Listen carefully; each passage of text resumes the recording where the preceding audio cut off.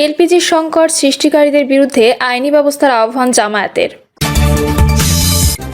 এদিকে বিড়িতে সুখ টান দিয়ে দাঁড়িপাল্লায় ভোট চাইতে বলা প্রার্থীকে শোকজ। শাহজালালের মাজার জিয়ারতের মাধ্যমে নির্বাচনী প্রচারণায় নামবেন তারেক রহমান। জামায়াত জুড়ে এনসিপির প্রার্থী কত? 2-1 দিনের মধ্যেই ঘোষণা, বলছেন নাহিদ।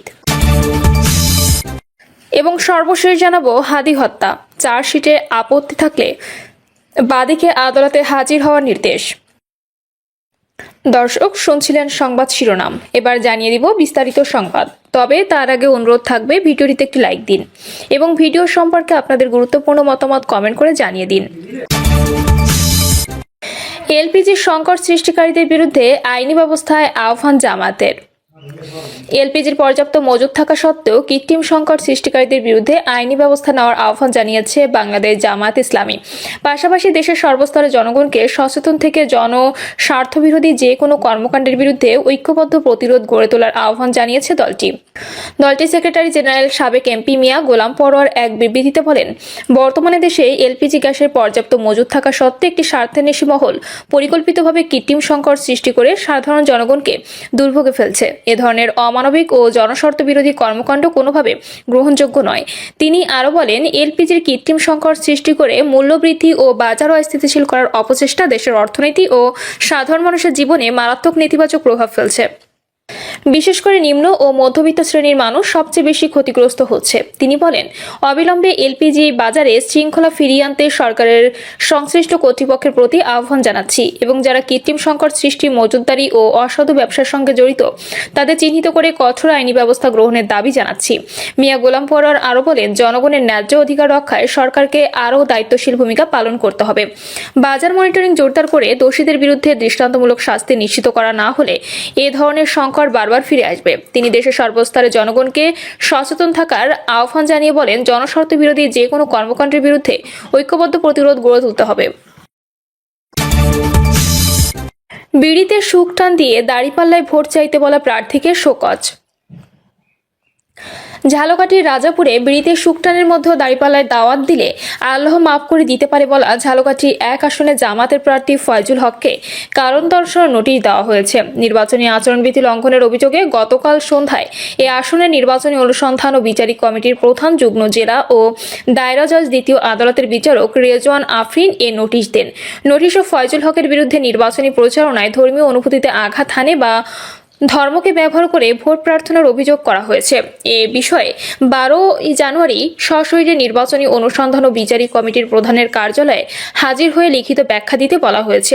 নোটিশে উল্লেখ করা হয়, আপনি ত্রয়োদশ জাতীয় সংসদ নির্বাচনে 2026-এর একজন প্রার্থী হওয়ার পরও কমিটির নিকট প্রাপ্ত নির্ভরযোগ্য তথ্য, সংবাদ প্রতিবেদন ও সামাজিক যোগাযোগ মাধ্যমে উপাত্ত পর্যালোচনায় প্রতিমান হয়েছেন যে গত 7 জানুয়ারি রাতে রাজাপুর উপজেলায় অনুষ্ঠিত একটি নির্বাচনী উঠান বৈঠকে আপনি জনসমক্ষে নিম্নরূপ বক্তব্য প্রদান করেন।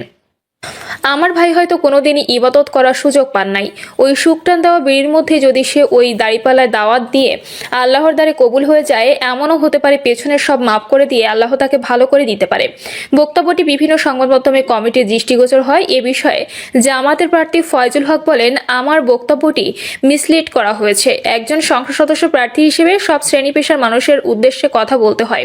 সমাজে দাড়িওয়ালা, দাড়ি ছাড়া বিড়ি বা সিগারেট খান এমন মানুষ আছেন। আমি বিশেষ করে দোকানে বসে বিড়ি খাওয়া মানুষদের উদ্দেশ্যে বলছি, আপনারা বিড়ি টানতে টানতে দাঁড়িপাল্লায় ভোট চাইবেন। আমি আইনের প্রতি শ্রদ্ধাশীল, সঠিক সময়ে নোটিশের জবাব দিতে প্রস্তুত আছি। শাহজালালের মাজার জিয়ারতের মাধ্যমে নির্বাচনী প্রচারণায় নামবেন তারেক রহমান। আগামী 22 জানুয়ারি সিলেটে হযরত শাহজালাল এর মাজার জিয়ারত করে নির্বাচনী প্রচারণায় নামবেন বিএনপির চেয়ারম্যান তারেক রহমান। এক বার্তায় এ তথ্য জানিয়েছেন বিএনপির মিডিয়া সেল।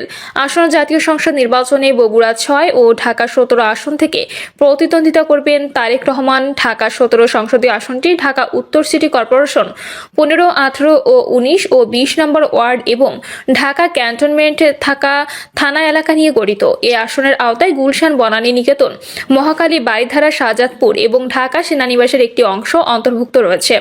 এদিকে ত্রয়োদশ জাতীয় সংসদ নির্বাচনে প্রার্থিতা বাতিলের বিরুদ্ধে নির্বাচন কমিশনের আপিল শুনানি শুরু হয়েছে শনিবার। আপিলের জন্য আগারগাঁওয়ের নির্বাচন ভবনে অঞ্চলভিত্তিক 10টি বুথ স্থাপন করা হয়েছে। জামায়াত জোটে এনসিপির প্রার্থী কত 2-1 দিনের মধ্যে ঘোষণা, বলছেন নাহিদ। জামাত ইসলামী নেতৃত্বাধীন জোটে কোন দল কত আসনে প্রার্থী দেবে তা এখনো চূড়ান্ত নয়। তবে 11 দলের এই জোট নির্বাচনের জন্য প্রস্তুত। এই জোট থেকে এনসিপি কত আসনে নির্বাচন করবে সেই ঘোষণা 2-1 দিনের মধ্যেই দেওয়া হবে। নাহিদ বলেন, আমরা আশা করি আগামীকাল বা পরশুর মধ্যে ঘোষণাটা আসবে। অন্তত এনসিপির জায়গা থেকে আমরা কত আসনে নির্বাচন করছি এই জোটে সেটা আমরা পরিষ্কার করতে চাই। ভোটের প্রস্তুতিমূলক কার্যক্রম জামাত এনসিপি জোট অনেকখানি এগিয়ে আছে বলে জানান নাহিদ। তিনি বলেন, আমরা অলরেডি গণভোটের প্রচার শুরু করে দিয়েছি। আমরা মাঠে ঘাটে মসজিদে সব জায়গায় গণভোটের পক্ষে কথা বলেছি। আসন সমঝোতা জিনিসটার কিন্তু আলোচনা চলমান, বাইরে হয়তো ঘোষণা আসাটা বাকি, কিন্তু আমাদের অভ্যন্তরীণ যে কাজ সেটা আমরা করতেছি। নির্বাচনের জন্য সব ধরনের প্রস্তুতি আমরা রাখতেছি। এ সময় নির্বাচনে লেভেল প্লেইং ফিল্ড বা সবার জন্য সমান সুযোগ নিয়ে রাজনৈতিক দলগুলোর মধ্যে আস্থার ঘাটতি রয়েছে বলে জানান নাহিদ ইসলাম। বিশেষ একটি রাজনৈতিক দলকে সরকারি সুযোগ সুবিধা প্রোটোকল দেওয়ার কারণে প্রশাসনে পক্ষপাতের বার্তা যাচ্ছে বলে অভিযোগ করেন তিনি। নাহিদ ইসলাম বলেন, আমরা মনে করছি বিশেষ রাজনৈতিক দলকে সরকারিভাবে বিশেষ সুযোগ সুবিধা বিশেষ করে প্রোটোকল দেওয়ার মাধ্যমে এক ধরনের সিগন্যালিং করা হচ্ছে এবং যেটা লেভেল প্লেইং ফিল্ডে বাধা তৈরি করতে পারে, এটা অসম অবস্থা তৈরি করতে পারে।